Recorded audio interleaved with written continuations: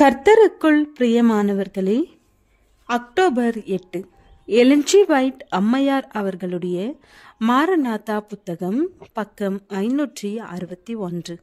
இன்றைய தியானத்திற்காக தெரிந்து கொள்ளப்பட்ட தலைப்பானது கிறிஸ்துவின் இரண்டாம் வருகை. வசனம் இப்படியாக சொல்கிறது. சங்கீதம் 50வது அதிகாரம் வசனம் 3-4. நம்முடைய தேவன் வருவார், மௌனமாயிரார்.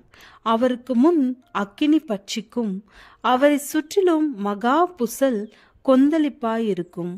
அவர் தம்முடைய ஜனத்தை நியாயம் தீர்க்க உயர இருக்கும் வானங்களையும் பூமியையும் கூப்பிடுவார்.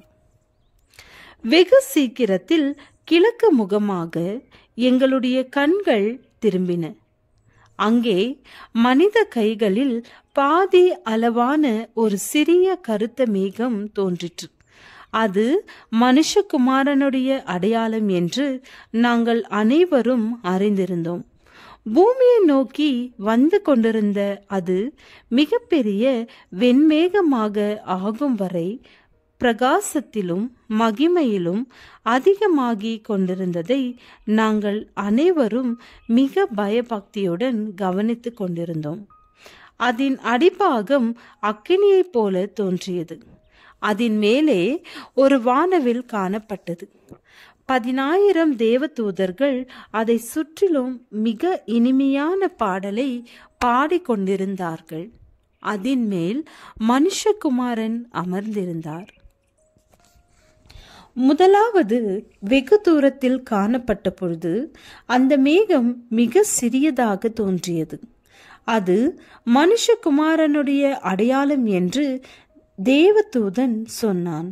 அது பூமிக்கு சமீபமாக வந்தபோது அதன் மேலான மகிமையையும் வெற்றி வேந்தனாக பவனி வந்த கிறிஸ்துவின் கம்பீரத்தையும் எங்களால் பார்க்க முடிந்தது. அவருடைய முடி வெண்மையாகவும் சுருண்டும் அவருடைய தோள்களின் மேல் தவழ்ந்து கொண்டிரும் இருந்தது. அவர் சிரசின் மேல் அநேக கிரீடங்கள் இருந்தன. அவருடைய பாதங்கள் அக்கினியை போல காணப்பட்டன. அவரது வலது கரத்தில் கருக்கான அரிவாள் ஒன்றிருந்தது. அவரது இடது கரத்தில் வெள்ளி எக்காலம் ஒன்று இருந்தது. அவருடைய கண்கள் எரிகிற அக்கினி ஜுவாலையை போலிருந்தன. அது அவருடைய பிள்ளைகளை ஊடுருவி பார்த்தது. தள்ளப்பட்டவர்களுடைய முகங்கள் கருத்து போயின. பின்பு நாங்கள் அனைவரும், யார் நிலை நிற்கக்கூடும், எனது அங்கி கரையற்றிருக்கிறதா என்று சத்தமிட்டோம். அப்போது அந்த தூதர்கள் பாடுவதை நிறுத்தினார். சற்று நேரத்திற்கு அங்கு பயங்கரமான அமைதி நிலவியது. கைகளில் சுத்தமுள்ளவர்களும் இருதயங்களில் மாசில்லாதவர்களும் நிலைய நிற்க முடியும். என் கிருபை உனக்கு போதும் என்று இயேசு கூறினார். அந்த வார்த்தைகளை அவர் சொன்ன பொழுது எங்கள் முகங்கள் பிரகாசமாயின. மகிழ்ச்சி எங்கள் இருதயத்தை நிரப்பிற்று. மேகம் பூமிக்கு மிக அருகில் வந்தது. தூதர்கள் மேலும் உரத்த குரலில் பாடத் துவங்கினார். பூமி அவருக்கு முன்பாக நடுங்கியது.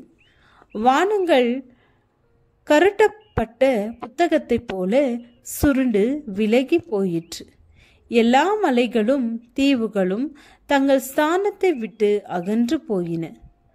பூமியின் ராஜாக்களும் பெரியோர்களும் ஐஸ்வர்யவான்களும் சேன தலைவர்களும் பலவான்களும் அடிமைகள் யாவரும் சுயாதீனர் யாவரும் பர்வதங்களின் குகைகளிலும் கண்மலைகளிலும் ஒளிந்து கொண்டனர்.